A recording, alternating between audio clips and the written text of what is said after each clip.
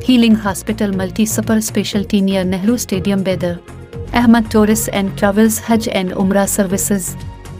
आपकी खिदमत हमारी नज़र में किसी इबादत से कम नहीं, आपका एतमाद ही हमारी कामयाबी है।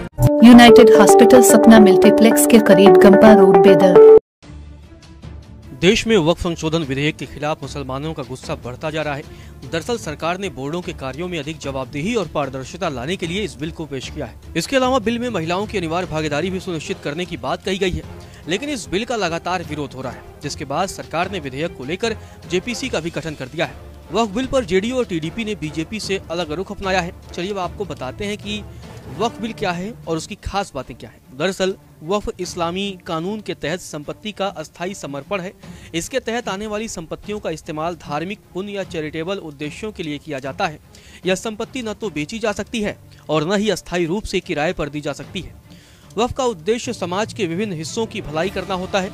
वक्फ संपत्तियां वह संपत्तियां हैं जो मुसलमानों द्वारा धार्मिक या चैरिटेबल उद्देश्यों के लिए दान की जाती है।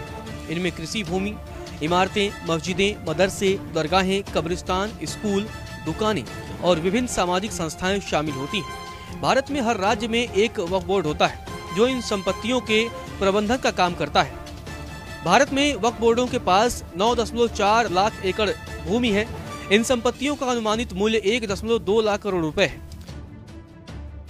यह वक्फ बोर्ड को भारत का तीसरा सबसे बड़ा भूमि मालिक बनाता है। पहले स्थान पर भारतीय रेलवे और दूसरे स्थान पर सशस्त्र बल है। वक्फ अधिनियम 1995 में संशोधन के लिए पेश किए गए विधेयक का उद्देश्य वक्फ बोर्डों की पारदर्शिता और जवाबदेही बढ़ाना है।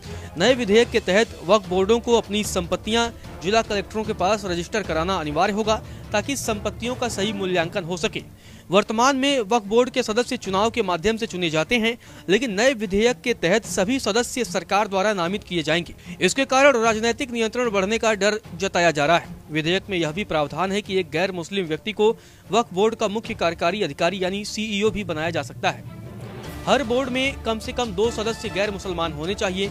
आलोचकों का कहना है कि इस प्रावधान से वक्फ बोर्डों की स्वतंत्रता पर आक्रमण हो सकता है। आपको बता दें, भारत में कुल 30 वक्फ बोर्ड है जो अपने अपने राज्यों में वक्फ संपत्तियों का प्रबंधन करते हैं। ये बोर्ड इन संपत्तियों के उचित प्रबंधन और धर्मार्थ कार्यों के लिए जिम्मेदार होते हैं। सरकार के मुताबिक 40,951 मामले वक्फ ट्रिब्यूनल में लंबित हैं, जो वक्फ संपत्तियों से संबंधित विवादों को सुलझाने वाले न्यायिक निकाय होते हैं।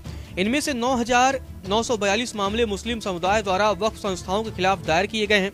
इन मामलों में भूमि स्वामित्व प्रबंधन में गड़बड़ी और वक्फ संपत्तियों के गलत उपयोग को लेकर विवाद होते हैं। वक्फ ट्रिब्यूनल द्वारा दिए गए फैसले को उच्च न्यायालय में चुनौती दी जा सकती है। वक्फ संपत्तियों का प्रबंधन वक्फ अधिनियम 1995 के तहत किया जाता है। एक सर्वेक्षण आयुक्त इन संपत्तियों का पंजीकरण करता है और इसे स्थानीय जांचों, गवाहों के बयानों और सार्वजनिक दस्तावेजों के आधार पर सूचीबद्ध करता है। वक्फ का प्रबंधन एक मुल्तवी द्वारा किया जाता है जो इन संपत्तियों का पर्यवेक्षण करता है।